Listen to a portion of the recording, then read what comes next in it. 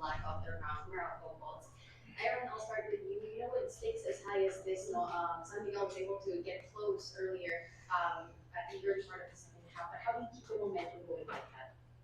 Before I answer, I just want to say hi to my sister in London. She's been telling me to shout her out. So, total team effort para sa amin kasi San Miguel's a really tough team. So, syempre, pag dumating kami sa game, we really think about doing it as a unit.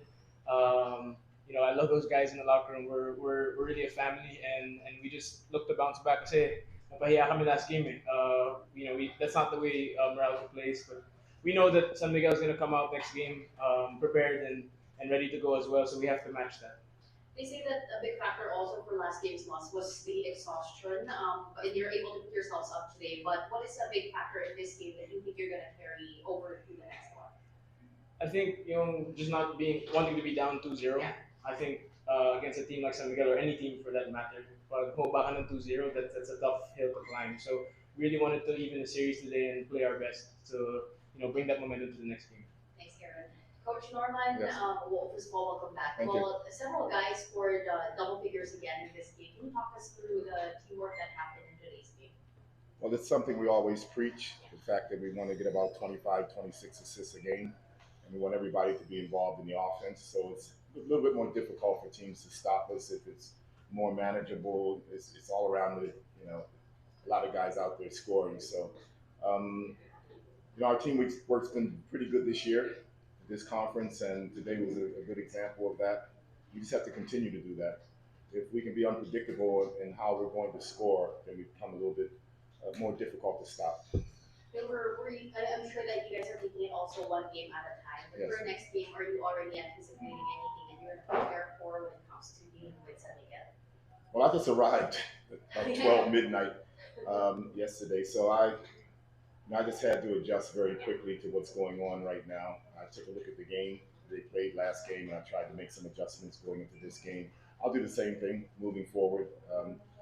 Leo and I have a long history dating all the way back to his Adamson days and my Ateneo days. So, yeah, I'll have to study what he did today and try to combat it going into the next game. Thank you so much, Coach. Thank you.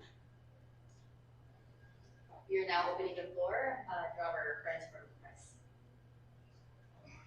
Which was Toto's contribution, especially because was the job of guarding the mark. Oh, it's really big. The entire conference, actually, Toto has been really big for us. At least I think so. I invested playing him at the beginning of the conference, and it's really paying off right now because he has a lot of confidence. He's an energizer bunny.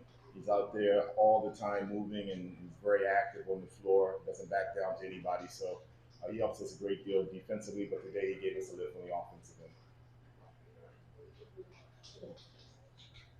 Coach, Gary, when you came back, your team still playing and fighting for a championship.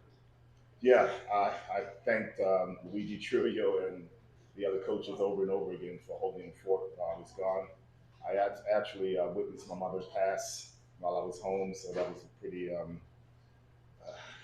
disappointing experience for me. But at the same time, the team, they stuck together, the players played together, the coaches really worked together and trying to come up with game plans and to put us in this situation where we still have a chance to move forward. So I'm very thankful to the entire team, particularly the management,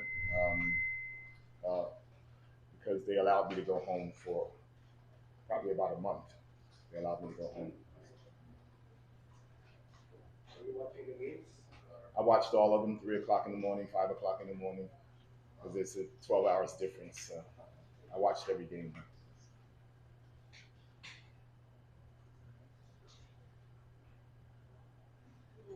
About game three, in general, what do you think your team needs to do in order to stay in this performance? Well, looking forward, the good thing is nobody got hurt tonight. That's always something you look for in a long series. If you can get out of each game healthy, it's going to be really important going into the next game. So I don't think anybody got hurt tonight, so that's going to be good for us. At the same time, we have to do something about our zone offense because that's how they got back in the game. We had the game under control until they went zone, and we struggled against their zone. So we'll work on that tomorrow in practice to try to do better in our next game. Coach, how about defending Jumar two players fouled out? Yeah, that's a problem. That's a big problem. Uh, he's just so big and strong and talented that he's very difficult to stop. And today it took about 4 or 5 of my guys to even be able to just battle with him. So yeah, we just got to get out there and scrap. That's all we can do at this point. I don't have June Hart for Hardo. I wish I did, but I don't. So we just have to try to find a way to at least slow him down.